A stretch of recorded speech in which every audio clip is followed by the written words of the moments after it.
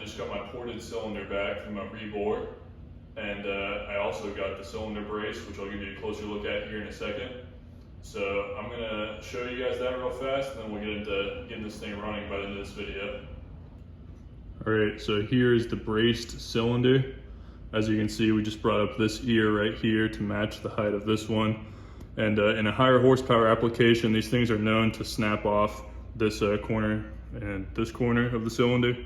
So we reinforce both of those so we can make some big horsepower without any more catastrophic failures, hopefully. And also, I took this thing apart and sandblasted the porting I did because I couldn't handle the inconsistent surfaces. So anyways, not that it really matters. Let's get into it. So first up, before we do anything, you'll have to bear with my rags here. I don't want to spill anything into the bottom end. We gotta take off our old studs. And so I'm just gonna use the old tried and true double nut method.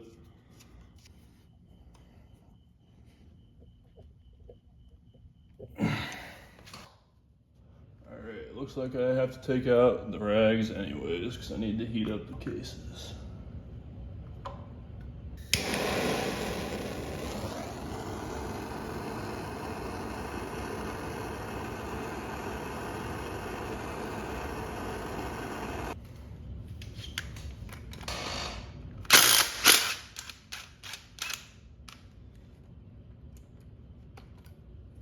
Well, that actually worked out well. I'm actually shocked. All right, studs are in. So we've got our lightweight Wiseco piston, and I guess that's the size of our bore, maybe, I don't know. And anyways, so I guess we can start working on installing the cylinder. So I don't know if it's that important or if you'll really be able to see, but I put in my first clip and it's supposed to be oriented to the 12 o'clock position the opening is. So went ahead and did that. All right, so now we're gonna be working on the bottom end again. We gotta do wrist pin bearing. So put our rags back in place. I'm gonna try to get this centered up more or less, so it's a little bit easier. There's our wrist pin bearing. And then you want the port towards your intake. This is a 2-stroke. If you don't know that, maybe hold off on doing a top end build until you do a little bit more reading. Slide in our wrist pin. If I could get it lined up.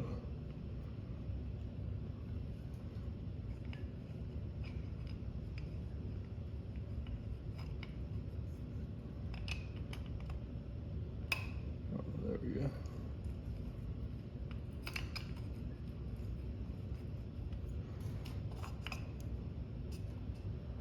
Like a glove. So now we need another clip.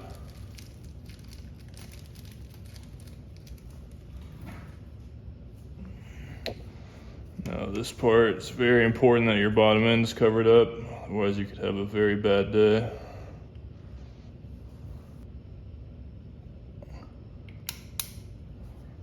All right, there we go. Piston is in. Double check that everything's seated. This would be a really bad time if it fell in there.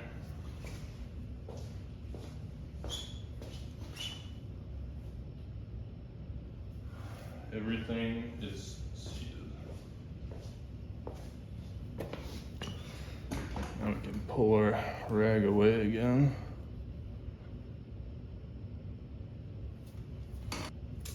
So then if you look, you can see our writing on this side, so that means this goes up. And then this side goes up on this one. And then just put these on.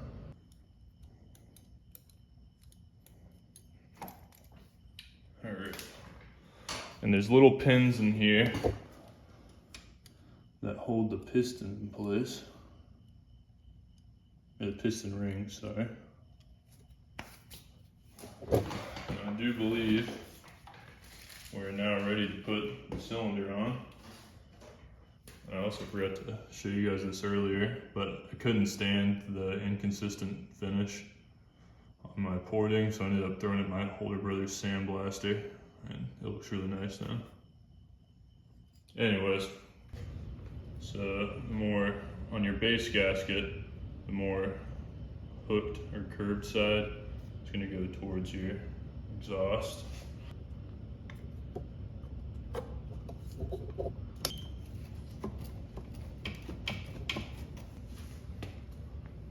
So we got to start these nuts before we even seat it, otherwise they can't fit on there.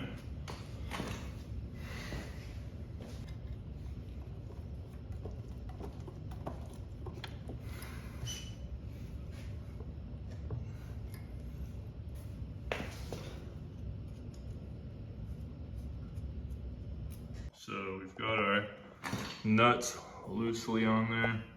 Just gonna gently pull it over. And we're all smooth. So we can torque it down. So those nuts, they get torqued down to 26 foot-pounds, which is going to be difficult, as you will see here in a second.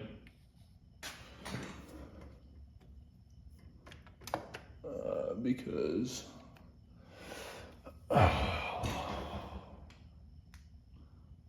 nothing I have fits. Quite unfortunate. All right, I'm bringing you in closer so you can see the issue. So basically, I bought this crow's foot at O'Reilly's, so I kind of brought this on myself by buying tools there, and it just literally doesn't fit at all. So I'm gonna go where I should have gone in the first place, Harbor Freight, home of the highest quality of tools. So anyways, I will pick back up instantly for you and tomorrow for me. All right, I think I finally got a crow's foot that fits on here.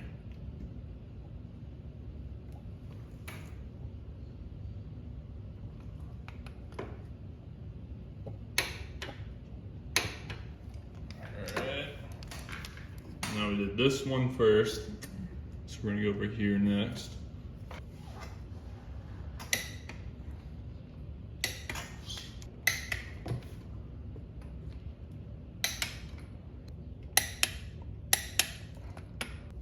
Well, our base nuts are finally torqued.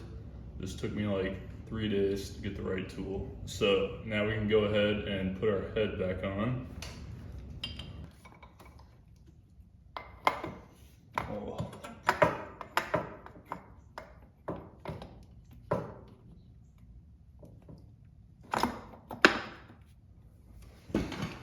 The unfortunate thing about this cylinder looking so good, so now our head looks really bad. Man, I've really been doing a bad job about remembering to put my gaskets on.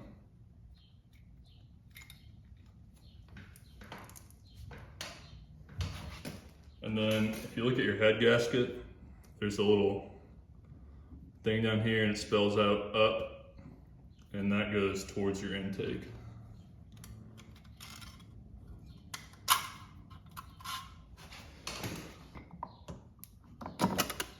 There we go. Then the head nuts go to 20 foot-pounds.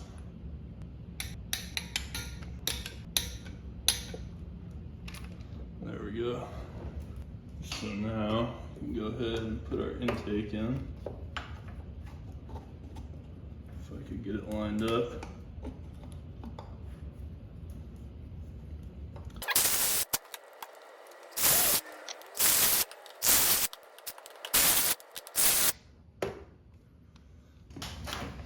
All right, our intake is on, so I feel a lot better about not dropping stuff into the motor.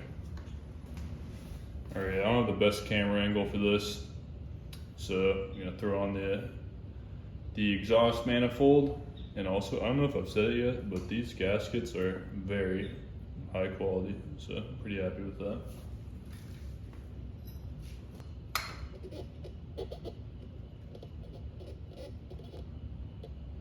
All right, exhaust manifold is on.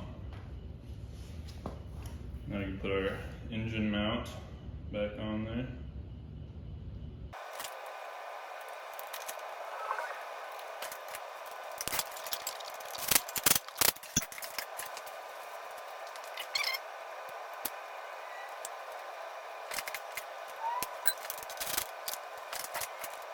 All right, engine ground and motor mount are in. And I am gonna go ahead and throw a fresh spark plug in.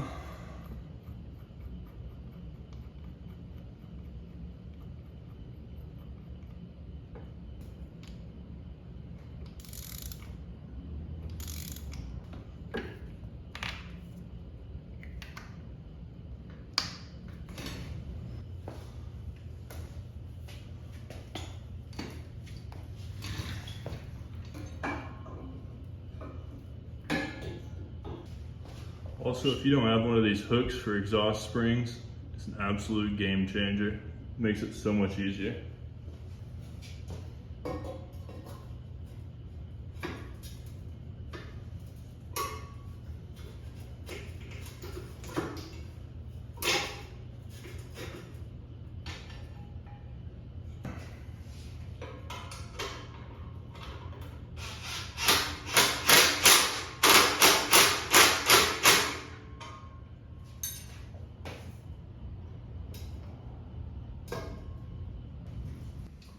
Well, we got the top end buttoned up, so I'm gonna go ahead and fill it with coolant, and then I'll throw the tank on and fill it up with gasoline, and I'll catch back up with you whenever we're ready for our first fire up.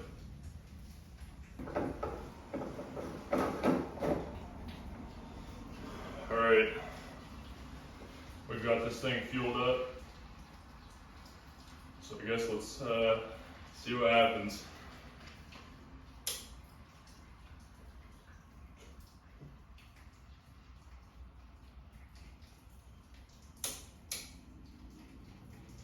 Well, my battery's dead. So it looks like we're pulse starting.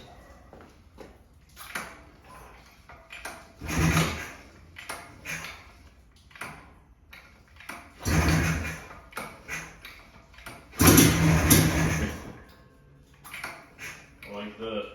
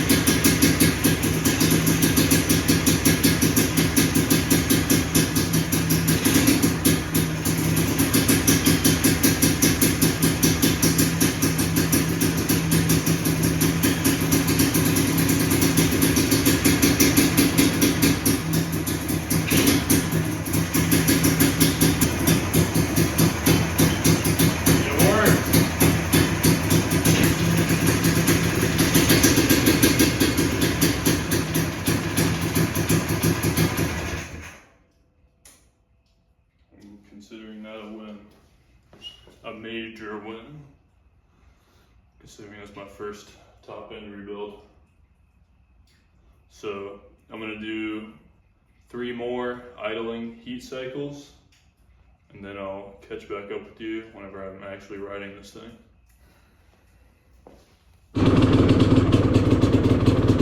Alright, I've done even more jetting work. This thing has been such a nightmare, so I haven't really recorded much of it, but I'll show you our progress.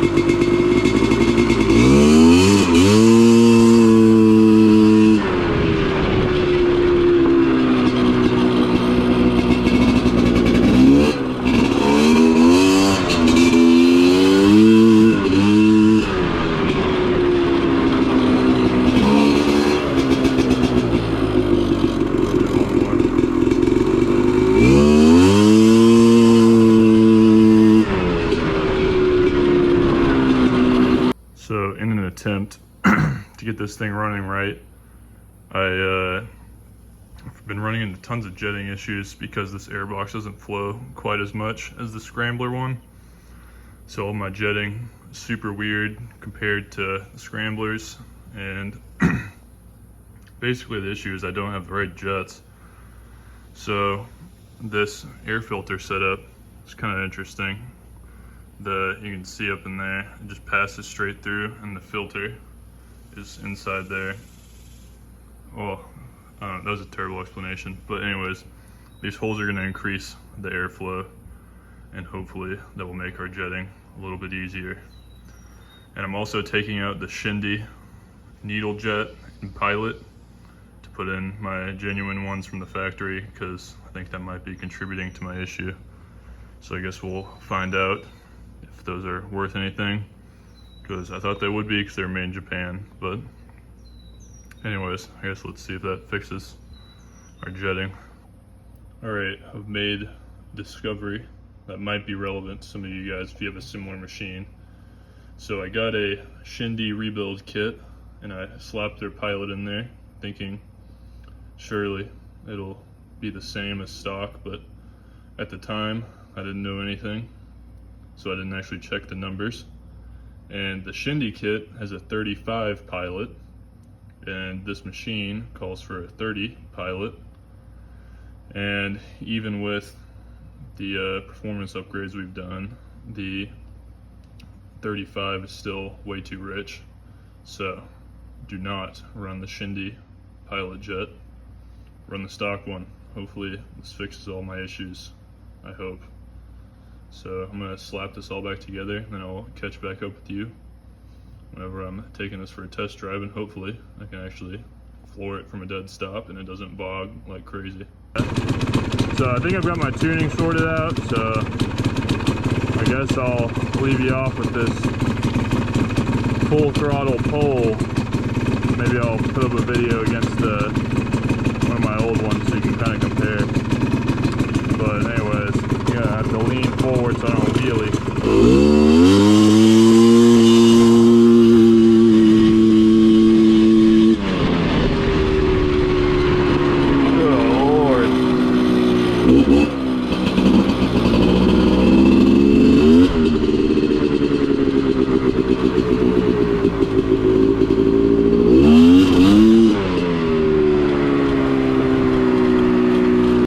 As far as the porting goes, I would consider that a major success because it is way faster than stock. But as far as this video goes, that is about all I have for you today. So leave me a comment, let me know what you think. And if you're feeling generous, consider liking and subscribing. I greatly appreciate it. And I hope to see you in the next one.